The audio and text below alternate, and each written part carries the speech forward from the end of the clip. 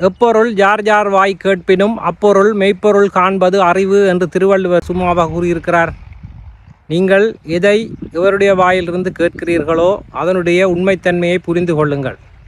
நாங்கள் இந்த உலகிலே எமது முன்னோர் காட்டிய வழியிலே சென்று கொண்டிருக்கின்றோம் என்பதை விட எவராவது உங்களுடைய வாழ்க்கையிலே தாக்கத்தை செலுத்தி இருக்கின்றார். அது உங்களுடைய பெற்றோராக இருக்கலாம், இல்லாவிட்டால் உங்களுக்கு தெரிந்தவர்களாக இருக்கலாம், நண்பர்களாக இருக்கலாம், இல்லாவிட்டால் உங்கள் மூத்தோராக இருக்கலாம், இல்லாவிட்டால் ஒரு பிரபலமான ஒருவராக இருக்கலாம், உலகில் தெரியப்பட்ட அறியப்பட்டவராக இருக்கலாம். இல்லையானால் தெருவிலே நீங்கள் எதேச்சையாக பார்க்கின்ற ஒருவர் கூட உங்கள் வாழ்க்கையில் தாக்கத்தை செலுத்த முடியும்.